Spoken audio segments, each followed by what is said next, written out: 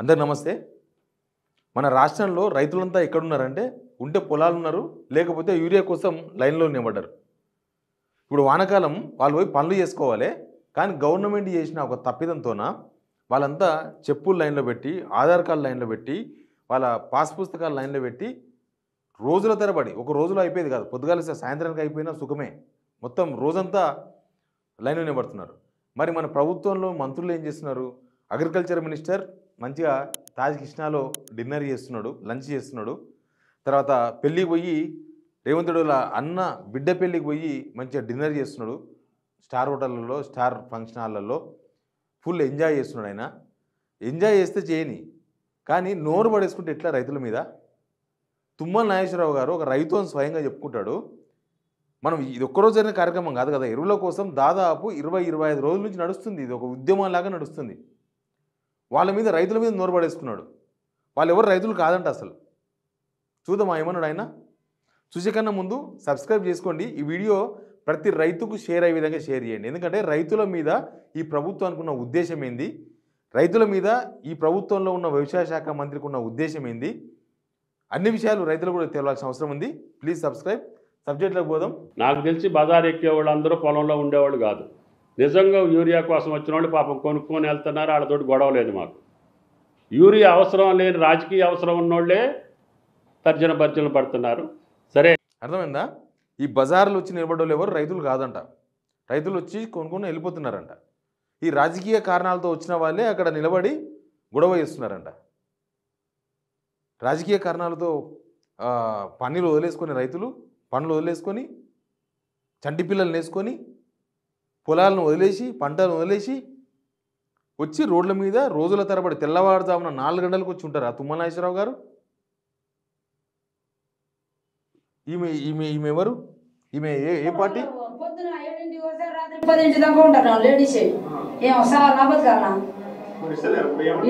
ఇస్తలేరు.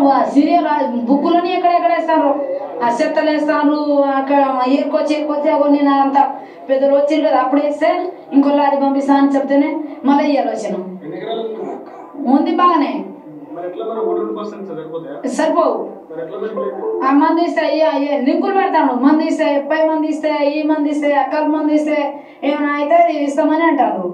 కానీ మరి మేము ఇప్పుడు ఈమె ఏ పార్టీ అని చెప్తారో, తుమ్మల నాగేశ్వరరావు గారు ఏం చెప్తారో, రేవంత్ రెడ్డి గారు ఏం చెప్తారో, పొద్దుగా లేస్తే మేము రైతు బిడ్డలం, పొద్దుగా లేస్తే అన్నం తినేసి వస్తాం, నేను సాధారణ కుటుంబంకి వెళ్ళి వచ్చినాను రేవంత్ రెడ్డి చెప్పుకుంటాడు. ఈయన నేనే స్వయంగా రైతు, అసలు దేశంలో లేని రైతు నేనని చెప్పుకుంటాడు. ఇప్పుడు ఈమె రైతు కాదని చెప్తారా? ఈమె రాజకీయ పార్టీ కార్యకర్త. తెల్లవారుజామున చెప్తుంది కదా, ఆమె పొద్దుగాల 4:30కు వస్తే రాత్రి 10 అవుతుంది, రోజు తిరిగిపోతున్నామని. ఈ ఏ పార్టీ? బీఆర్ఎస్ పార్టీ అని చెప్తారా, బీజేపీ పార్టీ అని చెప్తారా? ఇక ఇతను చూడండి పాపం, ఈమెను కూడా చూడండి ఒకసారి.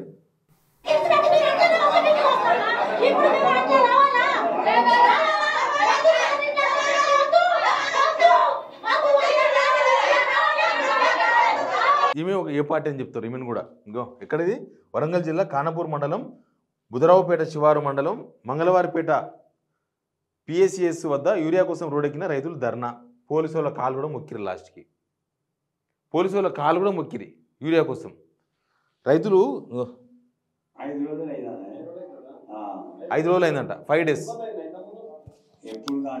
ఒకసారి అయింది అప్పుడు ఫస్ట్ చంద్రబాబు ఉన్నాడు ఇబ్బంది. మళ్ళీ 10 ఏళ్ళ ఇబ్బంది అయిందా? కాలే. రేవంత్ రెడ్డి ఏమంటాడు? అసలు కొరత లేదు, ఏడా యూరియా మంచిగానే దొరుకుతుంది అంటాడు.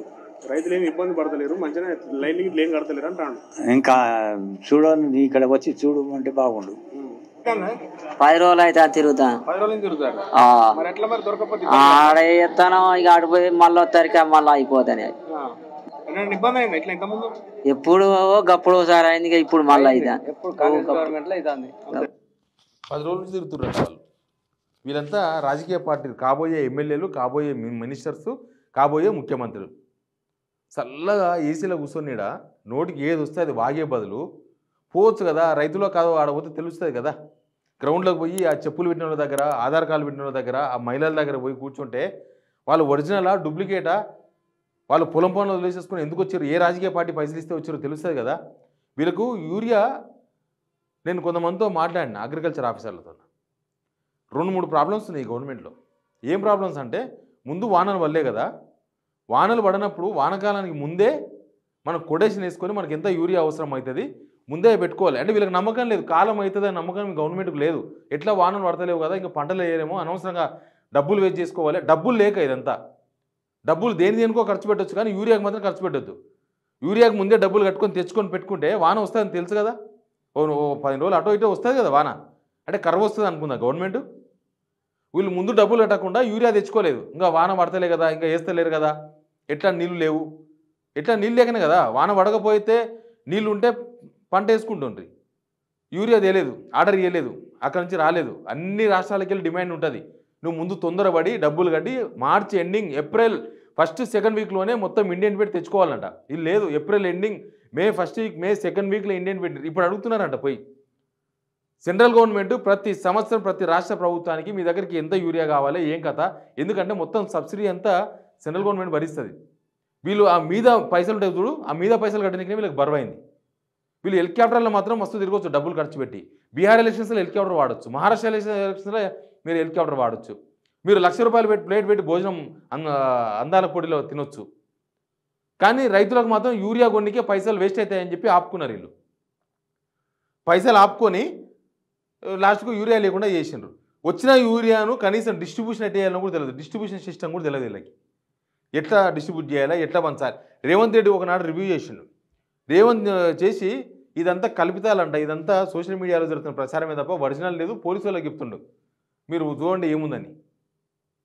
ఇక వీళ్ళకు రైతుల విషయంలో ఉన్న సో ఏంది, ఒక వ్యవసాయ శాఖ మంత్రి వాళ్ళు రైతులు కాదని చెప్తున్నాడు కదా, పోవచ్చు కదా అంత ధైర్యం ఉంటే. వాళ్ళు రైతులు కానప్పుడు నలుగురు కాదు 100 మంది పోలీసులను పెట్టుకొని మీరో లేకపోతే మీ ఎమ్మెల్యేలో, మీ కాన్స్టిట్యూన్సీలో ఎమ్మెల్యేలు ఉన్నారు కదా, 65 మంది ఎమ్మెల్యేలు ఉన్నారు, ప్రతి కాన్స్టిట్యూన్సీలో ఈ గొడవ ఉంది, పోవచ్చు కదా, పోయి ఆ ధర్నాలో పార్టిసిపేట్ చేయొచ్చు కదా, లేకపోతే వాళ్ళు రైతులో కాదో తెలుసుకోవచ్చు కదా. పొద్దుంచి రాత్రి దాకా కూర్చుంటున్నారు. మీరు కూడా కామెంట్ రూపంలో చెప్పండి, ఇది కరెక్టేనా? ఎరువు కోసం యూరియా కోసం రైతులు మస్తు తిప్పలు పడుతున్నారు. ఆ యూరియా తిప్పలు కాంగ్రెస్కు సిగ తాకింది ఆల్రెడీ. ఎందుకు తాకింది అంటున్నంటే, కనీసం ఆ మినిస్టర్ రెస్పాండ్ అయ్యాడు. వారం 10 రోజులకి వెళ్ళి రైతులంతా రోడ్ల మీద ఉంటే, రైతులంతా తిండి తిప్పలు లేకుండా రోడ్ల మీద ఉంటే, మొత్తం కుటుంబాన్ని వదిలేసి పొలం పనులు వదిలేసి రోడ్డు మీద కూర్చుంటే అసలు స్పందించడం లేదు, మనుషులు స్పందించడం లేదు. మంచిగా హోటళ్ళ పొడి, తాజ్కృష్ణ హోటళ్ళ పొడి, 3 స్టార్ హోటళ్ళ పొడి తిరుగుతున్నారు, లేకపోతే పెళ్ళిళ్ళు, లేకపోతే హెలికాప్టర్ వేసుకొని ఎక్కడనో పక్క రాష్ట్రంలో ఉన్న పెళ్ళిళ్ళకు పోయి రావడు, ఇదే సరిపోయింది. ఇప్పుడు తుమ్మల నాగేశ్వరరావు మాట్లాడడం కరెక్టా? అది వీళ్ళు రైతులు కాదు అని చెప్పడం కరెక్టా? మీకు యూరియా ఇవ్వడం చేతనైతే లేదు, ఇది క్లియర్. ఇప్పుడు యూరియా ఎక్కడో ఒక దగ్గర ఇబ్బంది అయిందంటే సరే, డిస్ట్రిబ్యూషన్ ఎక్కడన్నా ప్రాబ్లం వచ్చిందేమో అనుకోవచ్చు, ఎక్కడో ఒక దగ్గర వస్తే. రాష్ట్రం అంతా ఆ ప్రాబ్లం ఉంటే ఏం లాభం మీరు? ఇక ఒక ఆయన చెప్తాడు దేశమంతా యూరియా ప్రాబ్లం ఉంది, దేశమంతా ఎందుకో లేదు, పక్కన కర్ణాటకలో యుద్ధం అయితే లేదు, పక్కన ఆంధ్రప్రదేశ్లో యూరియా కోసం గొడవ అయితే లేదు, ఆ పక్కన మహారాష్ట్రలో ఎందుకో గొడవ అయితే లేదు, పక్కన కర్ణాటకలో అయితే కాంగ్రెస్ గవర్నమెంటే ఉంది కదా, అక్కడ ఎందుకైతే లేదు? అక్కడ ఏం ధర్నాలు లేవు. చూసిన కర్ణాటక పేపర్లు మీడియా మొత్తం ఏమైనా ధర్నాలు అయితే ఏం లేవు. అక్కడ యూరియా గొడవ ఎందుకు లేదు దేశమంతా ఉంటే? ఇక అన్ని రాష్ట్రాల్లో ప్రాబ్లం ఉందని చెప్తాడు. లేకపోతే ఇంకోటి మాట అంటాడు, మేము ఎక్కువ వేసినాడు వరి ఈసారి, వానలే లేక వరే వేయలేదు. నేను ఆ సపరేట్ చాప్టర్ చెప్తా. వాన లేకపోవడంతో ఈ వానకాలంలో వరి సాగు తగ్గింది, ఎందుకు తగ్గింది, ఎట్లా తగ్గింది, అది సపరేట్ మాట్లాడదాము. వరి సాగు తగ్గితే కూడా వీళ్ళు డిస్ట్రిబ్యూట్ చేయడానికి శాతం లేదు. ఇక ఈ గవర్నమెంట్ను ఎవరేమంటారో జనాలు తిడుతున్నారు. అసలు వాళ్ళు తిట్టే మాటలు మనం వినిపించలేము కూడా, అంత ఘోరంగా మాట్లాడుతున్నారు.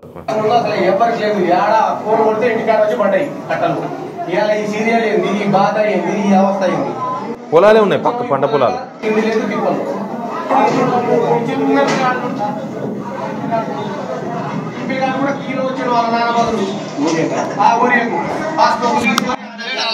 ఎవరు లేరు, వాడే వాళ్ళ దగ్గర మంచి రైతు పరిస్థితి ఘోరంగా ఉంది. మన చిన్నపిల్లాడు కూడా ఏ పార్టీ అని చెప్తారు రాజకీయ నాయకులు, వాళ్ళు కూడా ఇంత ఫెయిల్యూర్ను కప్పిపుచ్చుకునే ప్రయత్నం చేస్తుంది. కానీ గ్రౌండ్లోకి పోతే తెలుస్తుంది. ఏ ఊరికి పోయినా ఏ ఊరిలో చూసినా ఇట్లాంటి లైన్లే కనబడుతున్నాయి. ఒకసారి ఎమ్మెల్యేలు మినిస్టర్లు ఊళ్ళోకి పోండి, రేవంత్ రెడ్డి గారు మీరు చెప్పండి, ప్రజాప్రభుత్వం కదా, ప్రజల దగ్గర పోండి, ప్రజలంతా లైన్లో ఉన్నారు, తెలంగాణ మొత్తం లైన్ కట్టింది, పంపియండి. మీరు కూడా పోండి కొడంగల్ కాన్స్టిట్యూన్సీలో వీలైతే. అప్పుడు తెలిస్తే వీళ్ళు రైతులా కాదా, వీళ్ళ బాధ ఏందో అర్థమవుతుంది. Please subscribe signal TV.